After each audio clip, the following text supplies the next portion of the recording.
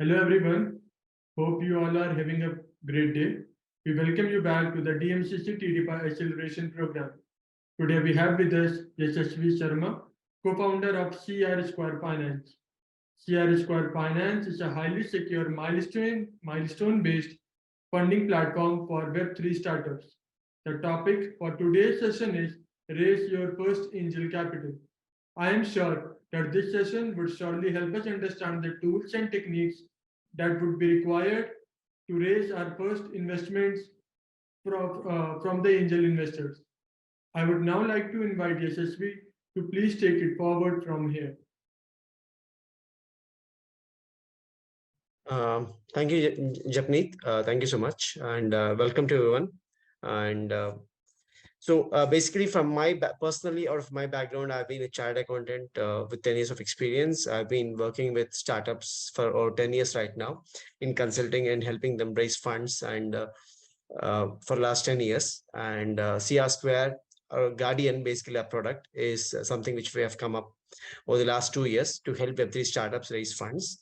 So coming to the topic, how do startups actually raise your first check? What, assuming you have your product market fit found out, you have your MVP with you, you have your minimum viable product.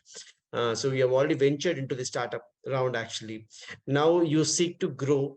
You want to enhance this, take it to the next stage where you need funding to take it to the next stage. Actually, that's when, assuming you're in that stage, so how do you reach out to the investors, and how to reach out, how to ensure you get your first check? Actually, that's the part of this session today.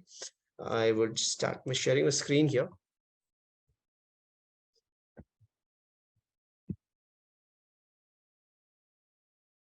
So I think this is very clear. I mean, so first thing first is that a good product is always needed to sell to the investors. So for you, you should understand that investors are in the business of, making money. I mean, like enhancing, getting a better return of investment on their money, actually, than the traditional investment opportunities which are available in the market, right?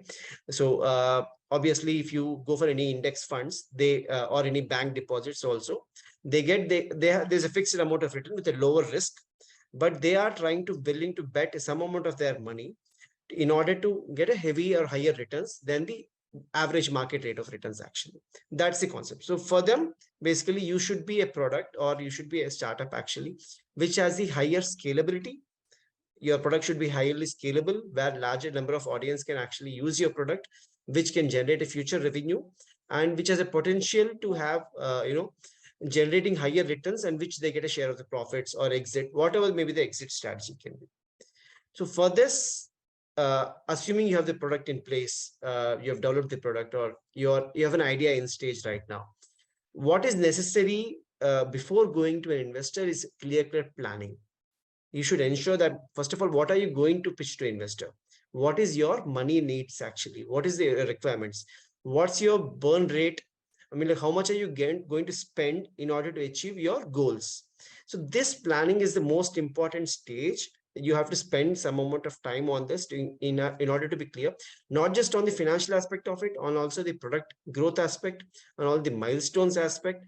What would be your upcoming goals you want to achieve? What are your key performance KPIs, key performance indicators? All this have to be planned in advance. So the planning stage itself is very much important, needed before even going to and approaching an investor. So obviously, the moment you want to sell to the investor your product, create an interest for him in order to invest in your startup. So to make him feel that, this is something which is going to go big, which will earn him bigger returns, so that involves a clear-cut planning. This one, obviously, setting up of your clear financial goals. Have 3 years budget in line, at least. I mean, I know it's difficult. Budgets budgets can exceed always, actually, but you should have a clear plan as to what's going to be your hiring costs, what's going to be your outsourcing costs, what's going to be your marketing costs. That at least there should be some amount of planning. At least there's some amount of understanding from your aspect as to what is going to be my entire burn rate upcoming this one. Ideally, at least very clear burn rates for the upcoming 12 months. Based on that, you can use some estimation or some growth rates or some industry standards to estimate the growth rates for the upcoming 2 years. At least for the first 12 months, the upcoming 12 months, your budget should be very clear and very aspect, and these budgets should be aligned to your goals. Let's assume that you have a goal of achieving, for your whatever your key performance indicator may be, your KPI may be. Let's say your goal to achieve 1 lakh customers. For if you have a B2C product, you assume at least 1 lakh customers will be onboarded to your platform. They'll be using your product. To onboard 1 lakh customers, you need to, what is the kind of marketing you're going to do? Is it going to be an organic marketing? Is it going to be an inorganic marketing? If it's, but what is the amount of money you're going to spend in case of a paid marketing? What will be your cost of acquisition? So in a longer aspect, for 3 years, obviously this is going to be difficult to plan. But in a shorter aspect, you should be having this idea as to where, in what all are the avenues I'm going to spend it. So are you going to use, Facebook ads or Google ads to run this one? Are you going to use any Web3 native communities to market the session? What's the amount you're going to pay them actually? Are you going to use, any influencers in order to actually get a larger audience, reach out to your product actually? That clarity and goal should be there. So based on which you will get a cost, how much you're going to spend actually. It may differ when you go into the market, when you start spending, it may differ actually, but at least that will make a clear understanding to the investor, the money I'm putting in, the person which I'm putting the money, he has a clear understanding as to where the money is going and how to achieve his nearby goals or milestones. So this would be his burn rate actually. Number 2 aspect, which makes it clear for the investor is that the amount of money which is needed to burn in the coming 12 months, I'm contributing so and so amount. So who is contributing the balance amount? Have you raised the balance amount too? Or have you any commitments done? Or already do you have your term sheet signed with anybody else? So that gives him a clear perspective. That also gives him a way to analyze his own risk. Let's say I'm giving the first check to you. So I'm giving the first check with no other this one. What will be the position if nobody else gives you the funds? So the plans may not be implemented. So that way he can also take his risk strategy. He can understand his risk strategy. So in that aspect, it's very clear that clear financial goals, clear key performance indicator goals and milestones, and a clear strategy for your at least minimum 12 months burn rate, including burn rate, should be very clear. That kind of planning should be done. And with that, prepare a basic, very clear elevator pitch using the Guy Kawasky's 10, 20, or 30 presentation rules. Meaning, Guy Kawasky's presentation rules 10, 20, 30 is, it should not be more than 10 slides. So this is an elevator pitch. Obviously, elevator pitch is a pitch which is going to make the investor entice enough so that he wants to speak to you next actually. The elevator pitch need not be, the pitch deck need not contain all the information necessary for him to take an investment decision, but necessary information in order to entice him whether he wants to proceed further to have a discussion with you to get to know more actually. So this elevator pitch should contain the 10, 20, 30 rules, which is basically 10, not more than 10 slides, not more than content, which is more than 20 minutes to read. It should not, to read the whole content, it should not take more than 20 minutes. And number 30, the font size should not be less than 30. The entire content in the in this one should not be less than 30 at any given point of time. So that way it's simple, clear. You are conveying what you are trying to sell to him. I mean, like basically what you're trying to do as a product, as a startup. What's your clear goals in the near term future? What's your roadmap? What are you asking for? These are the simple 10 slides we should form. How to contact you, how to reach out to you. And you can just add in any other links necessary possible. If he wants to go through further, you can add up those things as the links or appendices actually. But the elevator pitch deck should only be in a format where you're clearly able to convey to them in less than 2-3 sentences what you are doing.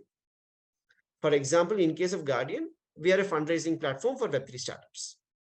If I'm sending this to an investor and the investor is able to, the product entices him, it's something he wants to invest, or he needs that he needs that to be done actually, he will obviously go through the next slides and see what we are planning to do.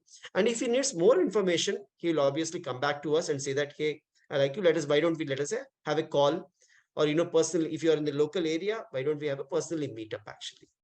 So these are the clear planning guidelines, requirements in order to go for this one. One more planning aspect is obviously the valuation.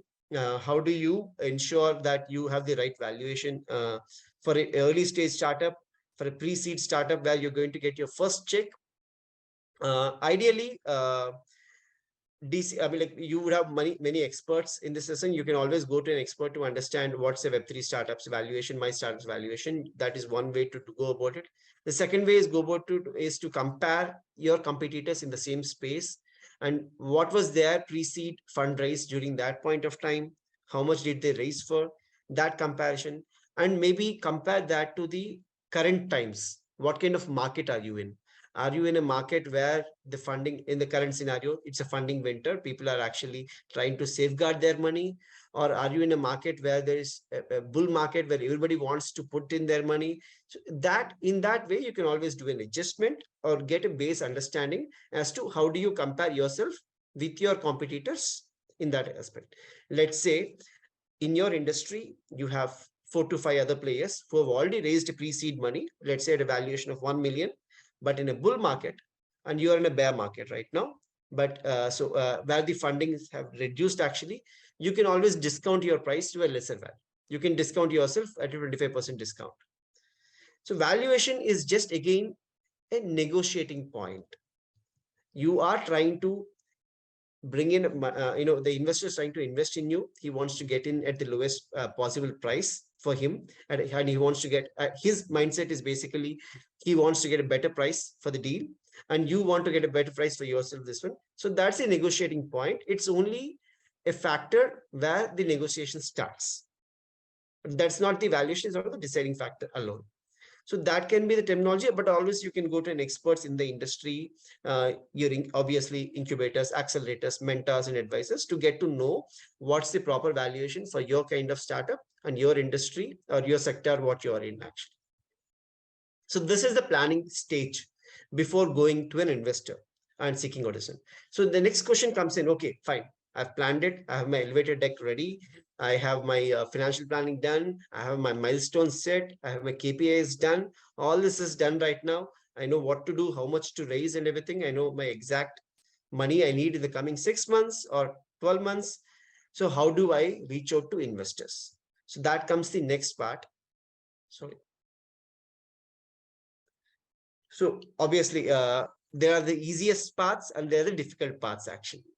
The easiest parts are something, one is obviously bootstrapping your own funds, where you don't lose equity. So, I mean, like you're able to, if you have the funds enough to actually bet on yourself, it means actually you're betting on your own idea, you're putting in this one. That obviously gives the investor much more, a safety net in his mindset that, if he is able to put his own money on this idea, that means he believes in that and he can add on to that. So that's savings is obviously one thing, but as an entrepreneur, bootstrapping can be difficult. If you're in very early stage, just coming out of college, there is no savings. Actually, you've not done any job previously, or you don't have you have a higher, at least 6 months of savings to survive on the upcoming this one. So all this has to be considered.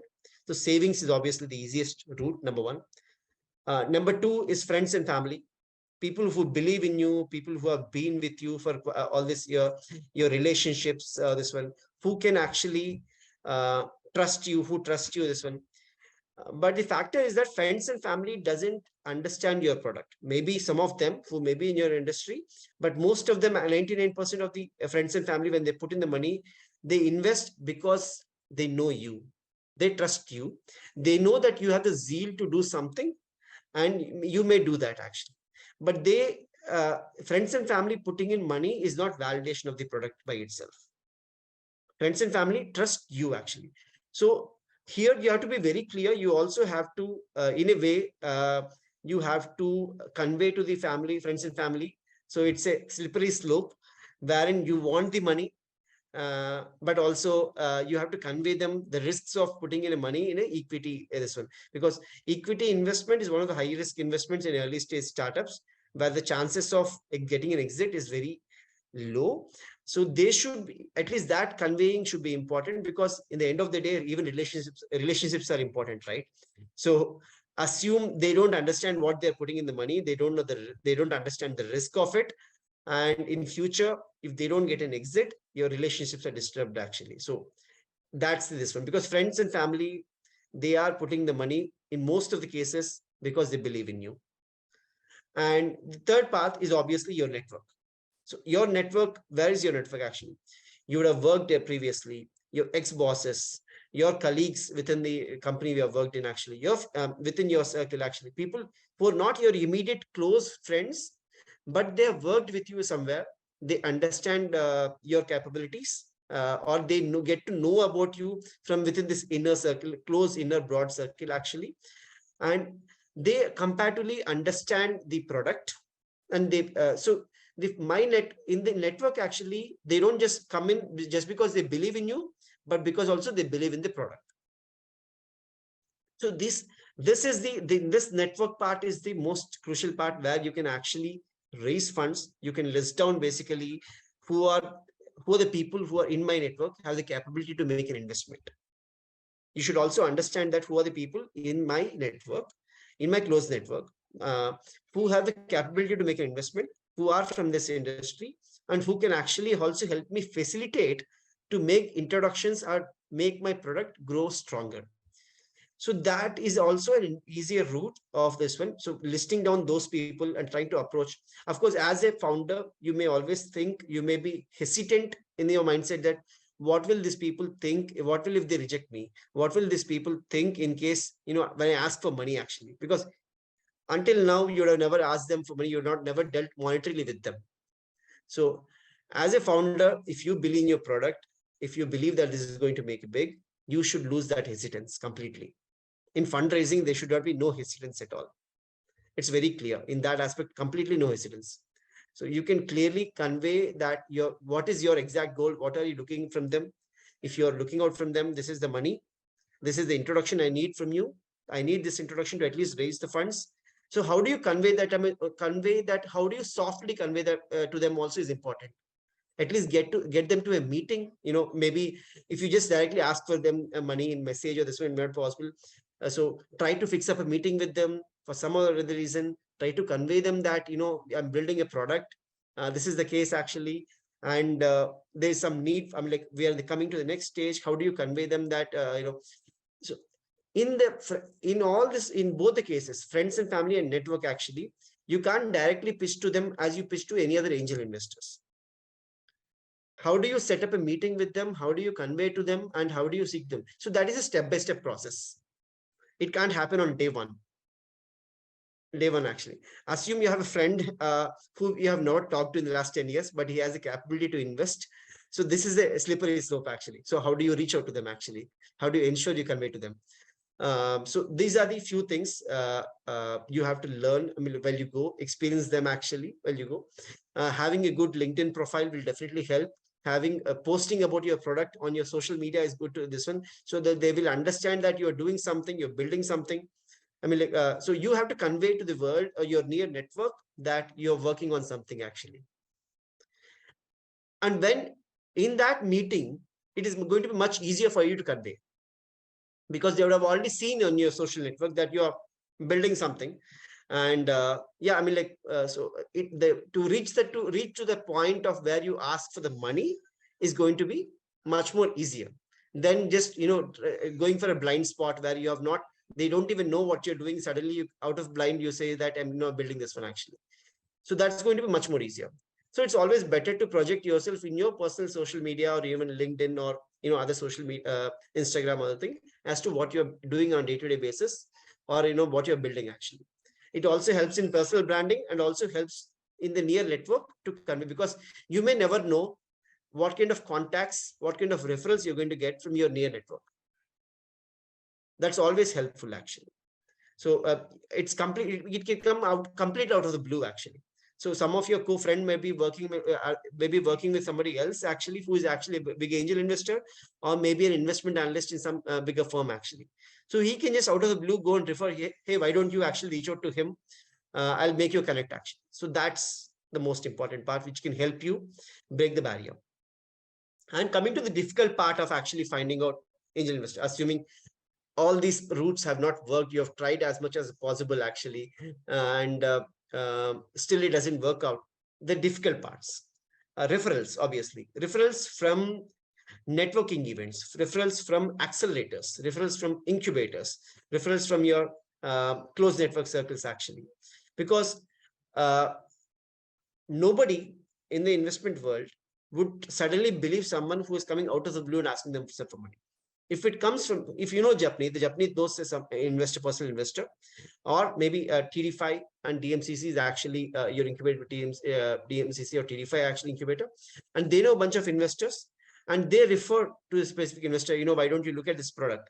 There 90%, there are more chances that they will actually look into what you're doing without just passing it out.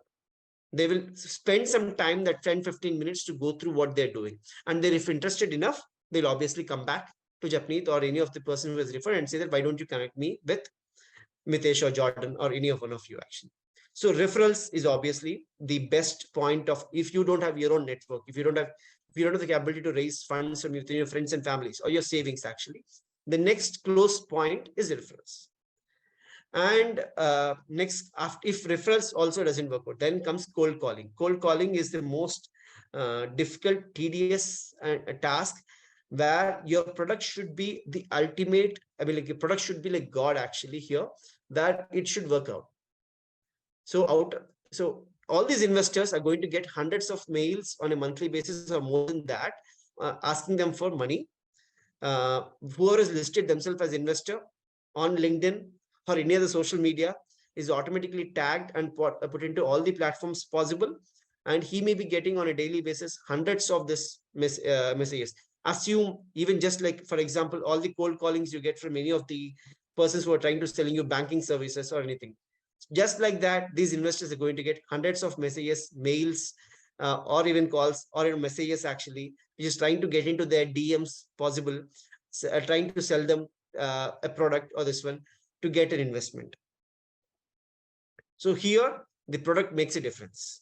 Cold calling will definitely work out, but it's a very, very, very, very tedious job where you have to reach thousands of people to get that 0.1% success chance, actually 1% success chance.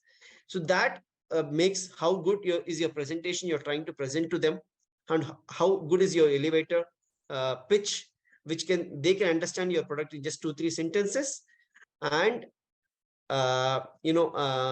makes him interested enough that this is something I need to check out further actually.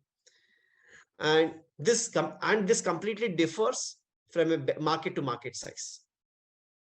So cold calling is a tedious job, obviously, but there are cases where it has worked out for many founders. It has worked out. They have raised investments using cold calling, but obviously it's a tedious job, and you have to be patient enough to actually go through that process.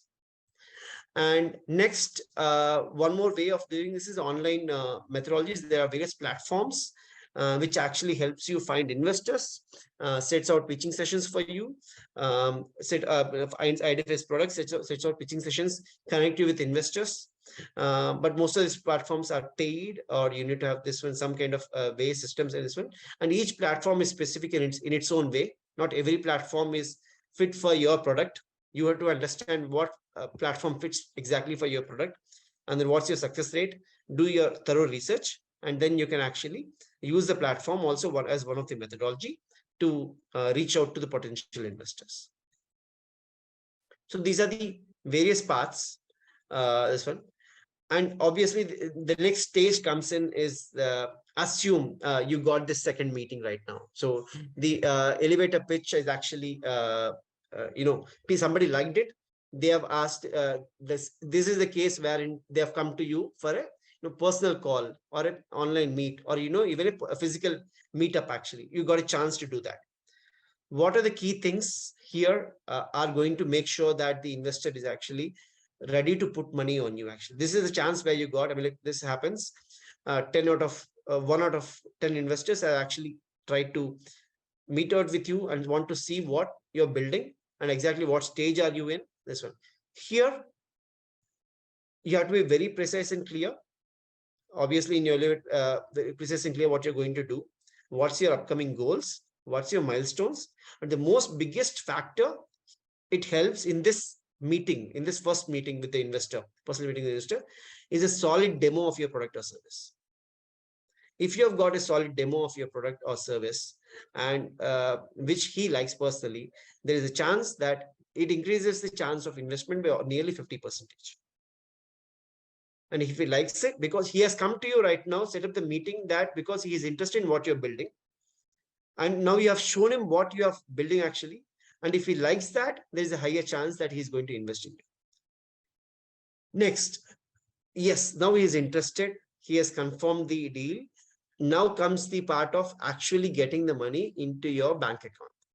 How do you do that? That is, how do you do that?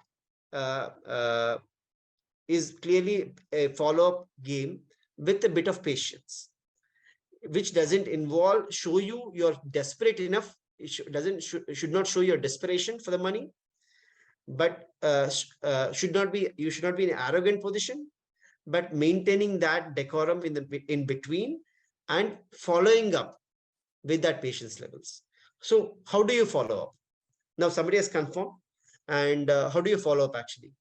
It could be your choice of style of this one. If you're trying to, I mean, like if he's coming up to an upcoming meeting, you can catch up him in that meeting, networking event. Hey, what happened? I mean, like you can give him an update about what you have done in the last 1 week, 1 week or so. How's the investment round going? Who have you talked to? And who are going to have given commitments for you to join the round? If you have signed term sheets, somebody already closed the term sheets, sign up term sheets. The moment he has confirmed, you can also share your term sheet with him to make him, I'm like, go sign the term sheet actually. I'm like, accepting the term sheet. Ensure that the funds are follow-up of funds actually. All that can be done in a patient, in a medium-sized way where you don't lose the follow-up, you don't lose touch with the person in for a longer time, but also not show your desperation in a very shorter time actually. Maintain that in between range of it. Because the investors also, once they provide the commitment, they can be in multiple issues. Some of them investors, because these are angel investors. Some of them may not be actually, heavily cash funded actually, where they can immediately transfer this one. They may be, they may be busy with other jobs, like other works also actually. There can be multiple reasons, not just one reason actually why they have not closed the deal. So, or they may be even going through the second thought process. Somebody else after your meeting, after their confirmation, that delay, maybe somebody else has put in some thoughts into their mind actually. They would have had some discussions actually. That could also be the chance. So that follow-up to ensure that everything is going smooth, you're actually getting commitments, you're trying to close the round, but without a desperation, that is the key of actually closing the complete or getting your first money into your bank accounts actually, into your company's official accounts. Then obviously the process of legal documentation, the legal clear, you have to be aspects, and that comes in the planning part. You have to be clear as to how you are raising the funds, using which instrument are you raising the funds. If you are raising in Web3 using a token, are you issuing a SAF? Or if you're using hybrid model where you're going to raise equity plus token actually, are you using a SAFE with the token warrant? SAFE is a simple agreement for future equity. SAFT is simple agreement for future tokens actually. Or if you're just raising equity and the deal round is confirmed, are you signing it? What is the term sheet? All that will come in the planning part itself, where you have to be very clear as to how you're going to raise your funds, in what way, in what manner, how are you going to receive the funds also. That should be very clear in the planning part itself. Because once that is figured out, you will be, like the next step of process after the yes comes in from the investor, that process goes on smoothly. So with that, I would also like to showcase some of the platforms which actually help you identify your first investor. In equity for mostly for the US funded companies or US companies, or if you want to incorporate your own Delaware C corporation, you can use AngelList, which has syndicates actually. But here you have to get it's always better to find out a person who is running a syndicate himself, So that would help you close the rounds actually. Fundable, Seed Invest, and WeFund are some of the crowdfunding angel investor platforms. And obviously, there'll be many platforms from geography to geography. India has its own platforms. Dubai has its own some of the platforms. So there are some global platforms which are available. So it's always better to identify which is this one, which is specific for industry. Also, not selling out here. So Guardian is also a platform which helps you identify your first investor, specifically for Web3 startups, with our pitching sessions and milestone-based fund rounding. So you're welcome to check out our platform and register with us to see your capability of raising your first check. So with that, thank you so much. And that's it. Hopefully, the information would help you in raising your first checks. Thank you, Yasaswy. Thank you. Like it has been a pleasure listening to you. Like you were knowledge, you were able to help us understand the whole sort of a journey from planning to execution. Like what journey do entails for us, what journey do carries for us, right? Where there you also made us aware that like there are to be you have to regularly follow up with the investors. It's not too much easy to go out and you will be getting the first check. It's like you need to go out, you get the raw material, cook it, and then you need to enjoy the food. So yeah, it's a difficult process raising your first fund. While building a product is the ultimate goal, but this goes hand in hand. And like if you are not able to raise fund, you will not be able to scale your product, which would ultimately be hurting you back. So like raising your fund, building a product, this all needs to go simultaneously. And yeah, thank you for sharing all your valuable insights. Cool. Like the room is open for some doubts. So if you do have any doubts, please pitch it forward to Yasaswy. Any doubts, guys? Hi, Sri. Yeah. Hey, hi, Mitesh. Hi. Hi. It was a very good presentation. Just wanted to know about that. We are a self-boosted company, and we are Web3 startup. So we are not raising the fund through the angel investor. We directly starting raising the seed investment round. And also, in terms of the business breakdown and KPI, is there any kind of a format that we need to follow in a Web3 standard? I think so. You're raising in token. Are you launching in token format, or are you raising in equity? What kind of product is it? B2C or B2B? Both we are doing B2B and B2C. B2B and B2C. So obviously, the key performance indicators have to be like, how do you measure your own success? So the key performance indicator is very simple. I mean, like, how do you measure your own success? In terms of downloads, in terms of the revenue, in terms of the number of usage, or in terms of daily active users on your platform, or so these have to be very clear and defined goals actually. And so first of all, I mean, investors also look into a concept that whether are you putting your own key performance indicators perfectly for your product actually. Do you identify them yourself clearly or not? And are they achievable or not in the coming like near future? I mean, like, are they realistic in achievement? I mean, like, are they probable in achieving actually? So that should be this one. So how do you measure your own product success forms part of your KPIs? Okay. Thank you. And so angels not necessarily doesn't mean angel round of investment, but angels can also be part of the pre-seed round or seed round of investments, because the entire round may not be just closed by the institutional investors alone.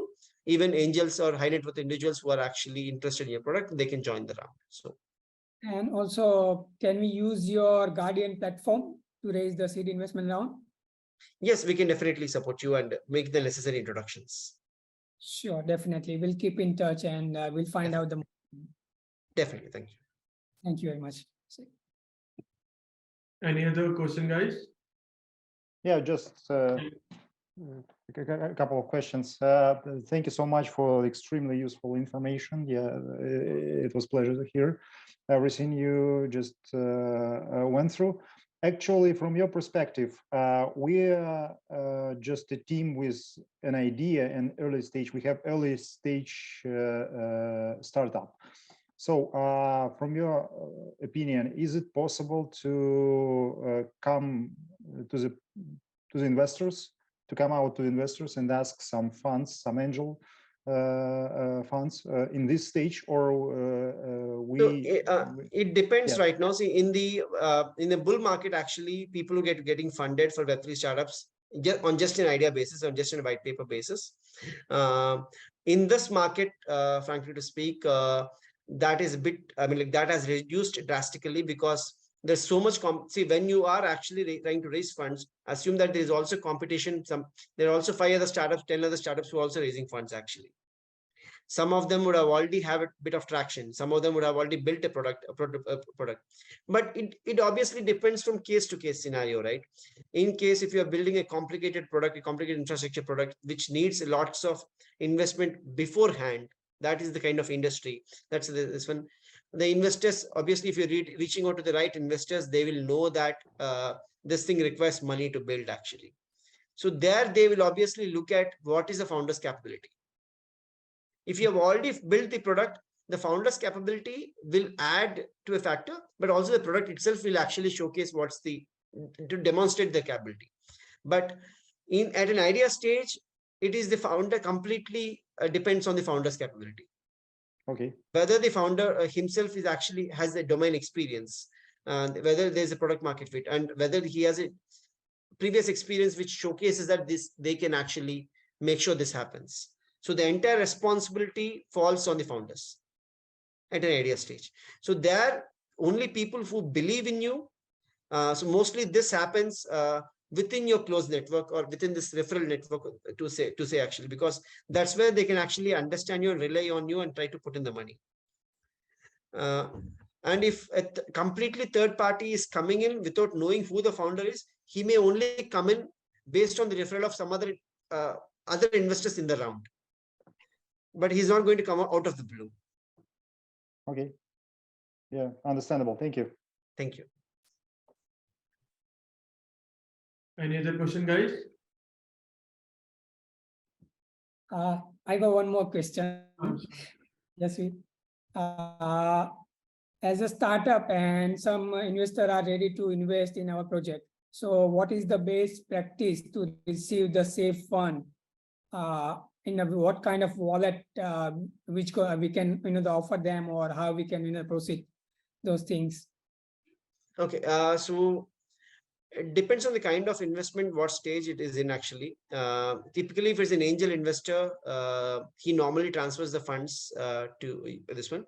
But if they're joining as a syndicate and joining a round, they would obviously use a multi-sig wallet to ensure there's a dual control mechanisms where if any funds are being withdrawn, it is withdrawn with with the dual control basically. And if there's a lead investor, the lead investor will also have a multi-sig wallets control. And if it's equity, basically equity system happens where the lead investor would have done all the due diligence necessary required to transfer the funds to your bank account. And the future unlocks will happen only subject to your milestones getting completed. So this differs from equity raise on a token raise actually. Yeah. If the contribution is done in fiat, it's going to be bank account controlled. So they would be monitoring your, at least there'll be some kind of audit mechanism involved where they actually will check out what you're spending on. There is no dual control over there. But in case of tokens using USDT, they can always choose to invest using a multi-sig wallets. Oh, thank you. Any other question, guys?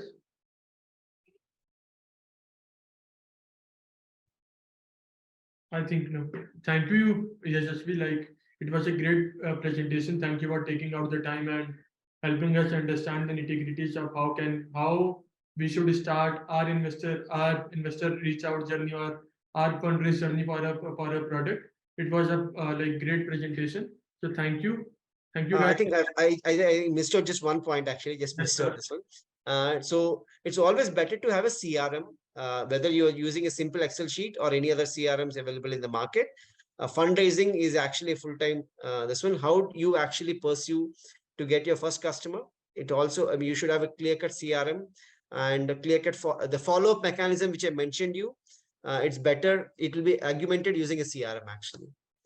CRM can be simple Excel sheets which are available in the Excel. I mean, like which you made created for yourself or in the market, or any other detailed mechanism which you're using, any other software products available in the market. This one. So I think using a CRM will obviously enhance you. Try to identify when to follow up, when with the next meeting to be pitched out. What has him? If they are passed out, past this one, what was their comments? Some of the investors would actually pass out in the current round, but they would always mention that try to reach to us out in the coming round actually. So in future, if you're raising a future round, you can always go back to all these people again and say that, we have raising a further round right now. This is the traction from then to then following up. And irrespective of that, you can always put a mailer. You can always, for all the emails which I've collected all in the entire CRM, actually, you can send newsletters every month to update your progress. So that will keep them hooked actually, this one. So if they don't like to follow up this one, they can always unsubscribe. But if they're interested, they'll obviously keep it in loop actually, just to know what's happening with your product.